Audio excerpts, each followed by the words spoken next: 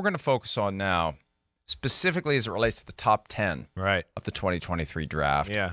Which of the teams needs to get a quarterback? Now, a lot of that is determined by the supply. And as always, when it comes to great quarterbacks, the demand is going to outweigh the supply. So we're just going to go through here, 1 through 10.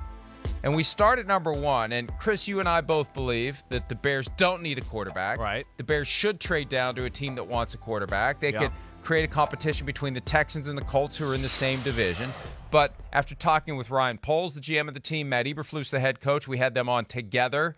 We were trying to contemplate whether or not we could win a 2-on-2 basketball game against them. I came to the conclusion we probably wouldn't once Poles stood up. Because I thought maybe I could guard Poles and you could take Eberflus. Right. But Poles is a taller guy than he looks He's a sitting college down. offensive lineman. Now I understand.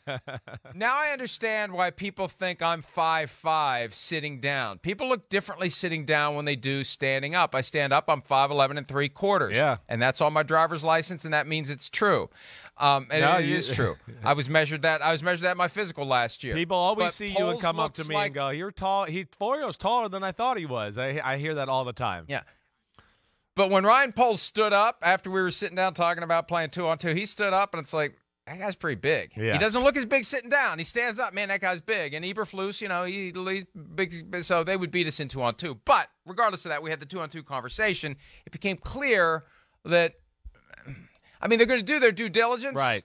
But it seemed like they already have Bird in hand. Right. They got pretty good Bird in hand in Justin Fields. It's a hell of a risk. You better be damn sure you're getting yourself a Patrick Mahomes or someone of that ilk before you throw back Justin Fields. Yeah, that's the truth. That's right. But, I got the same sense you did too, right? And there's something like we talked about that you can build around there. There's some pieces on that offensive line. It's got to get a little better. We know that. Maybe they add another running back. I don't know. You add one more dynamic receiver with Claypool and Darnell Mooney. They got Cole Kmet at tight end.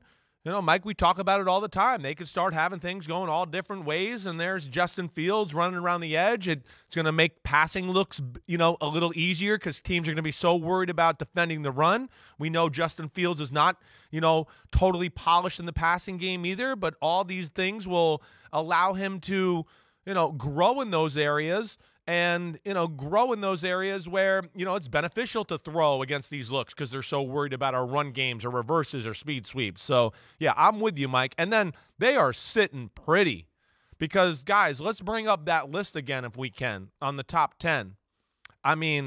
Texans, quarterback. Colts, quarterback. Seahawks could see it, definitely. I know they're talking about it and thinking about it. How could they not be, right, Mike? 6 Lions, I don't think so, but maybe. All right. The Raiders, yes. The Falcons, yes. The Panthers, yes. There's not going to be enough damn quarterbacks to go around. So that's where this is going to get interesting. You're going to have to try to start to figure out, wait, do we want to trade up? Do we just want, if we're the Falcons at 8 or the Panthers at 9, wait, are we going to have a quarterback there? Do we just get a free agent veteran right now and do that because we might not get one? So there's a lot of things that are going to come into play in this conversation with, what I think most people view as right now is 4 first-round quarterbacks, maybe 5 because of the kid in Tennessee, but he has a torn ACL. So I think it's going to be an exciting, first 10 picks is what I'm saying, I guess.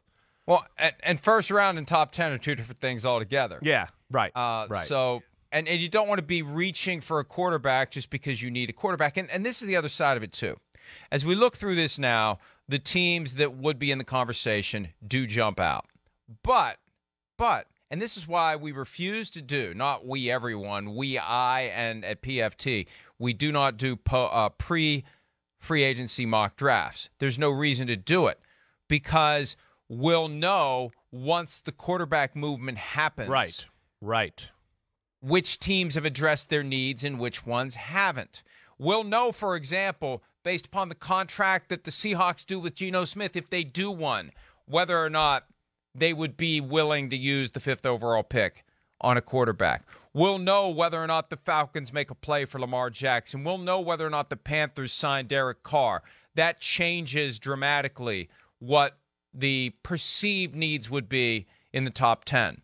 So we have a huge phase of the offseason program here that's coming up in a couple of weeks that's going to narrow. It's not going to expand. It's going to narrow the field in the top 10 of teams that we think are going to be looking at quarterback. Yeah, I mean, that's where the, you get into the Derek Carr, the Jimmy Garoppolo situation, all of those type of people are out there that we look at to be, these are starting quarterbacks, right? This is what these teams are gonna have to measure out here.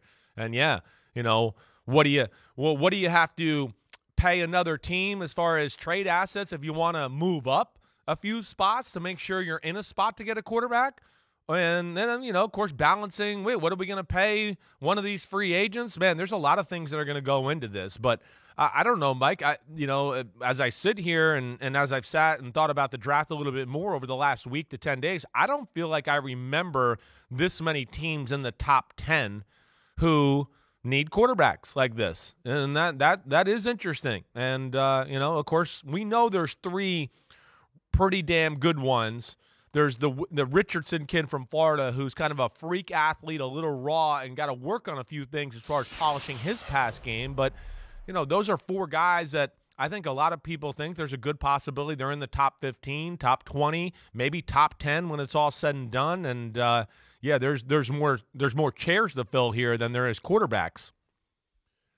And the fact that the Bears will be looking at options to trade down, it creates a delicate situation for the team that simply had to lose, simply had to not come back and win in Week 18 over the Colts, or they'd be controlling the board here. The Houston Texans at number 2, they have to worry about being jumped by the Colts. They have to worry about being jumped by any of these other potential quarterback-needy teams, and the Bears will be doing everything they can to dangle the reality, hey, you want to run the board, you want to take the first quarterback, you better get in front of the Texans.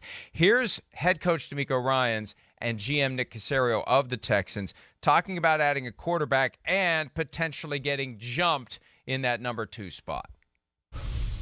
We have one quarterback on the roster, right? So we have to add at that position, and we'll do it through free agency and the draft. We have to add 2 guys to our roster. So looking to find the best guys that we can add. Then there's a good group of quarterbacks in free agency and in the draft.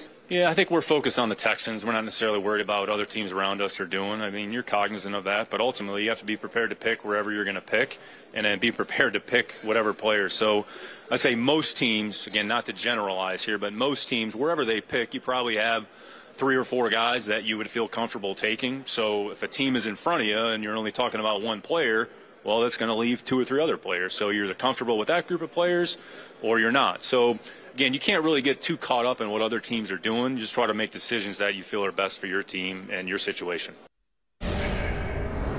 I understand what he's saying there, but if you decide that the one guy that you have to transform your team that is caught in this cyclone of dysfunction, and you just need a quarterback, and Deshaun Watson's long gone, and you need someone who can be the guy that you build around, and you're convinced that guy is a Bryce Young, but you're also convinced the Colts believe it too, especially because Jim Irsay blurted it out during Shane Steichen's introductory press conference, then you ask yourself, it's part of the analysis.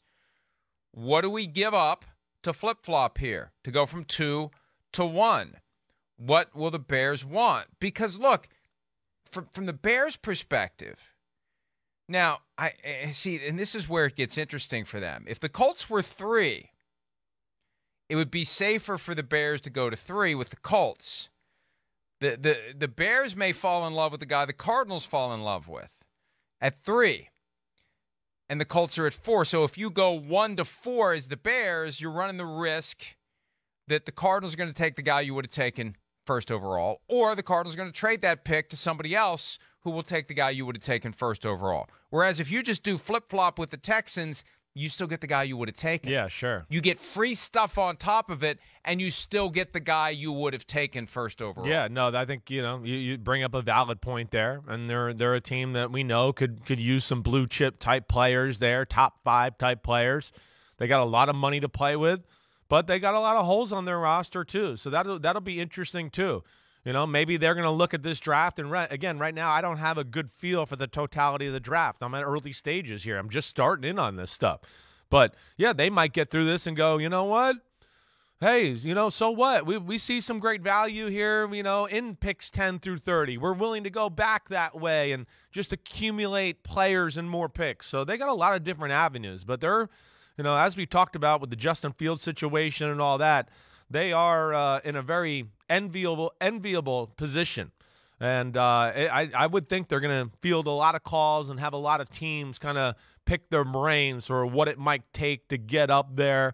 And, again, it's going to be fun, I think, as we watch the Combine this weekend with the rookie quarterbacks and get a feel for what they look like. Hi, it's Mike Florio. Thanks for watching PFT on YouTube. Hit subscribe for the latest news and analysis from Pro Football Talk.